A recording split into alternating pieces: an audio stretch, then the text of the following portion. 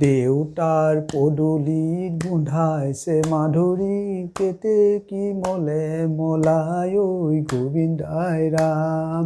দেউতাৰ পদূলিত গোন্ধাইছে মাধুৰী কেতেকী মলে মলাই ঐ গোবিন্দাই ৰাম।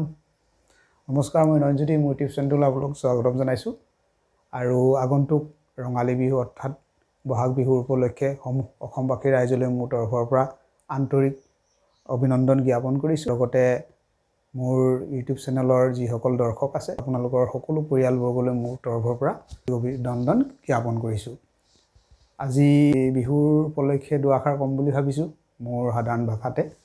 যদি এই বিহুৰ বিষয়ে কওঁতে কিছুমান ভুল ভ্ৰান্তি থাকিব পাৰে আৰু মই ইমান অভিজ্ঞ নহয়, তথাপিতো ইউটিউব চেনেলৰ মাধ্যমেৰে আপোনালোকক দুআষাৰ ক'ম বুলি ভাবিছোঁ। গতিকে মোৰ ভিডিঅ'টো আৰম্ভ কৰোঁ। বিহু অসমৰ জাতীয় উৎসৱ। বিহু অসমৰ বিভিন্ন জনগোষ্ঠীয়ে অতীজৰ পৰাই পালন কৰি আহিছে। আৰু এই বিহু উৎসৱটো হ'ল আমাৰ কৃষি উৎসৱ, কৃষিভিত্তিক উৎসৱ। আৰু বিহু উৎসৱেই হ'ল এনে এটা অনুষ্ঠান যি ধৰ্মৰ নিৰপেক্ষতা হিচাপে অক্ষুণ্ণ ৰাখি আহিছে। এই বিহুক আমাৰ অসমত বসবাস কৰা জাতি ধৰ্ম নিৰ্বিশেষে সকলোৱে এই উৎসৱটো পালন কৰে। গতিকে এই বিহু উৎসৱটোৱে হ'ল আমাৰ ধৰ্ম নিৰপেক্ষ হিচাপে দেখা যায়। গতিকে আমাৰ অসমৰ যিকেইটা বিহু আছে প্ৰায় কৃষিভিত্তিকেই হয়। গোটেইকেইটা কৃষিৰ লগতে ওতঃপ্ৰোতভাৱে জড়িত। আৰু এই বিহুটো আমাৰ সকলো জাতি জনগোষ্ঠীয় লোকসকলে নগৰ চহৰ গাঁও ভূঁই ধনী দুখীয়া সকলো লোকেই পালন কৰে। আৰু এই বিহুক কোনো মানুহেই কেতিয়াও চেৰা পেলাই নাযায়, সকলোৱে এই বিহু পালন কৰে। আৰু এই বিহুৰ কৰ্মশালাবিলাক আমাৰ যিহেতু বহাগ বিহু অৰ্থাৎ ৰঙালী বিহুৰ অহাৰ আগমুহূৰ্তত এই বিহুৰ কৰ্মশালাবিলাক চলি থাকে, বৰ্তমানো চলি থকা দেখা গৈছে। অৱশ্যে মই সেই স্থানলৈ যাবলৈ পৰা নাই, আপোনালোকক এই মোৰ ইউটিউব চেনেলৰ মাধ্যমে দেখুৱাবৰ কাৰণে মোৰ সুবিধা হোৱা নাই। তৎসত্ত্বেও যেতিয়া নেকি আমাৰ অসমৰ বাপতিসাহোন ৰঙালী বিহু আৰু বিশেষ দিন নাই, সেইবাবে মই বিহুৰ সম্পৰ্কে সাধাৰণভাৱে দুআষাৰ ক'বলৈ চেষ্টা কৰি আছোঁ। গতিকে আগন্তুক যি ৰঙালী বিহু, এই ৰঙালী বিহুটো যাতে সকলোৱে সুন্দৰভাৱে পালন কৰাৰ কাৰণে মই ঈশ্বৰৰ ওচৰত প্ৰণিপাত কৰিছোঁ। আৰু বিহু অসমৰ সাংস্কৃতিক উৎসৱ। বিহুৰ লগত ওতঃপ্ৰোত জড়িত হৈ আছে অসমীয়াৰ জাতীয় জীৱন। বিহু হ'ল কৃষিভিত্তিক। এই কৃষিভিত্তিক যিধৰণে অতীজত বিহু পালন হৈছিলে তাৰ তুলনামূলক হিচাপে কিছু অকণমান পৰিৱৰ্তন হোৱা দেখা যায়। যিহেতু অতীজতে মুকলি বিহু আছিলে। মুকলি বিহু অৰ্থাৎ এজোপা ডাঙৰ বৃহৎ গছৰ তললৈ গৈ সকলোৱে তাতে একত্ৰিত হৈ গাঁৱৰ সমাজৰ লোকে বিহু উদযাপন কৰিছিলে। আৰু কালক্ৰমত বৰ্তমান এতিয়া মঞ্চ বিহু হ'ল। এই মঞ্চ বিহুত বহুতো লোকেই বৰ্তমান জড়িত হৈ পৰিছে।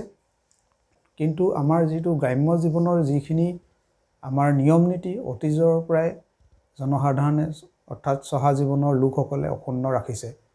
বৰ্তমানো গাঁও সমাজত অতীজৰ লেখীয়াকৈ সুন্দৰভাৱে তেওঁলোকৰ নীতি নিয়মবিলাক পালন কৰি আহিছে। যিহেতু বহাগ বিহু, কাতি বিহু, মাঘ বিহু তিনিওটা বিহুৱেই কৃষিভিত্তিক। গতিকে কৃষিৰ ক্ষেত্ৰখনত জড়িত হৈ থকা সকলো চহা জীৱনৰ লোকেই এই বিহু পালন পাৰ্যমানে হ'লেও তেওঁলোকে এই বিহু পালন কৰে। গতিকে আৰু এই চ'ত মাহ সোমোৱাৰ লগে লগে বিহুৰ প্ৰস্তুতি চলায় সকলোৱে। বিহু যেতিয়া আহিব তেতিয়া মানে জ্যেষ্ঠজনক কনিষ্ঠজনে এটি অৰিহণা লৈ পেলাই সেৱা ধৰে আৰু তেনেকৈ গৰু গা ধুৱাবলৈ যায়। এইখিনি আমি প্ৰতিচ্ছবি অতীজৰ পৰা দেখি আহিছোঁ আৰু নিজেও কৰোঁ। গতিকে ইয়াত আৰু মোৰ বিশেষভাৱে ক'বলৈ প্ৰয়োজনীয়তা নাই। তৎসত্ত্বেও বিহু বুলি ক'লে সকলোৰে মনটো উলহ মালহ লাগে, সকলোৰে আনন্দ লাগে। গতিকে অসমবাসী ৰাইজত সকলোকে জনাওঁ যে যোৱা বছৰটো তুলনাত এই বছৰৰ বিহু কি ধৰণে যায় নাজানো, কিন্তু যোৱা বছৰটো আমাৰ ৰঙালী বিহুটো কৰোণাৰ কাৰণে প্ৰায় সকলো ৰাইজে বঞ্চিত হ'ল। গতিকে এই বছৰ কি হয় নাজানো, বৰ্তমানো আৰু বিশেষ দিন নাই। এতিয়া মূল কথালৈ আহোঁ। বিহু কোনে পালন কৰে? বিহু কেনেকৈ পালন কৰে, বিহু কি ধৰণৰ হয়? বিহু পাতিবলৈ কাৰণে কিছুমান নিয়ম আছে। যিহেতু প্ৰথম পৰ্যায়ত হ'ল গৰু বিহু। গৰু বিহুৰ দিনা সদায় মাহ, হালধি, বেঙেনা, কেৰেলা, অন্যান্যবিলাক লৈ পেলাই আমাৰ গৰু থাকে ঘৰত। সেই গৰুবিলাক লৈ পেলাই নদীলৈ বা বিলাকলৈ নি পেলাই গা ধুওৱা হয়। তাতেই আপোনাৰ বেঙেনাই হওক, কেৰেলাই হওক, থেকেৰাই হওক, হালধি হওক, এইবিলাক গৰুক গালৈ মাৰি দিয়া যায়।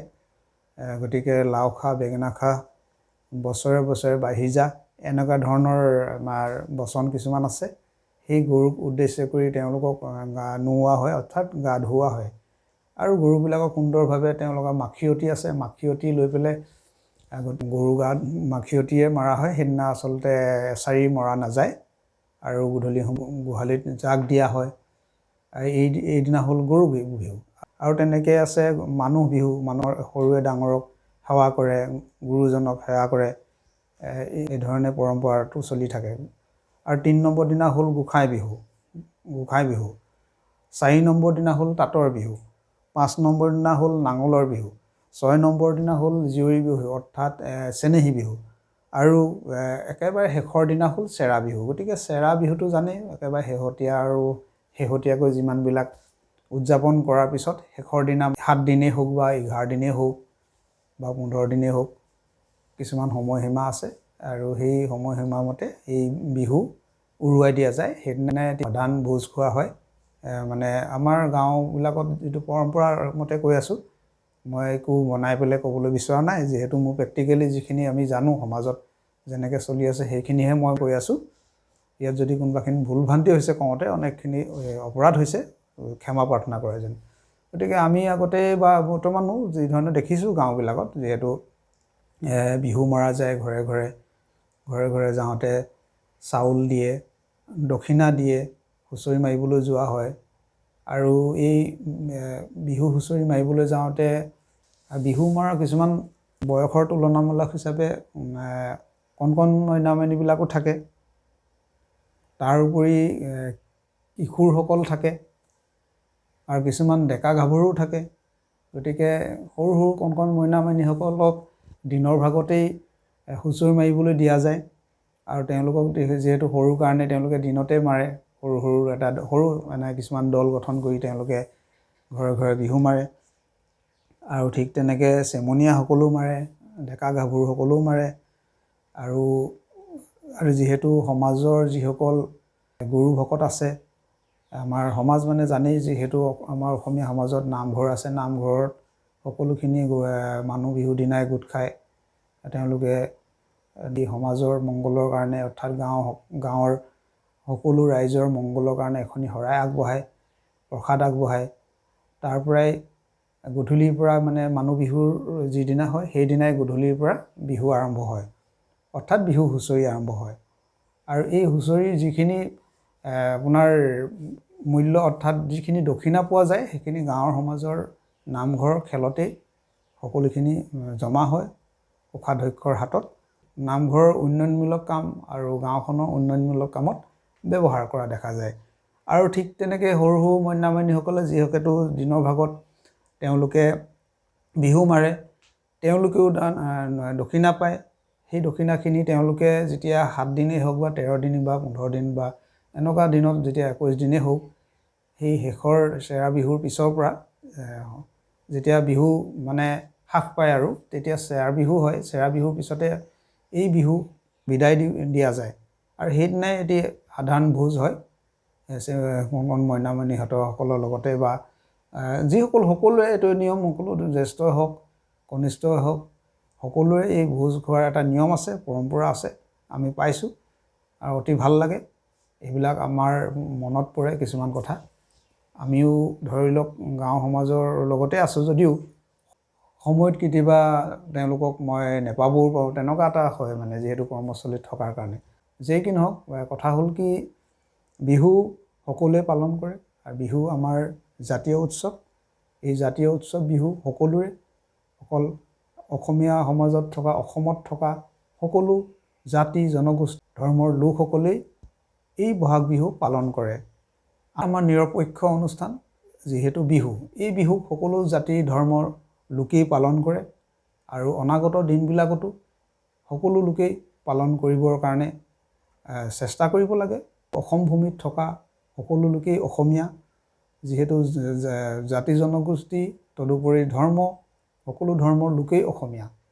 মই বোলে এইটো ধৰ্মৰ মানুহ, মই সেইটো ধৰ্মৰ মানুহ বুলি বিচাৰ কৰাৰ প্ৰয়োজনীয়তা নাই। বিহু সকলোৰে বিহু, বিহুক সকলোৱে পালন কৰিব লাগে।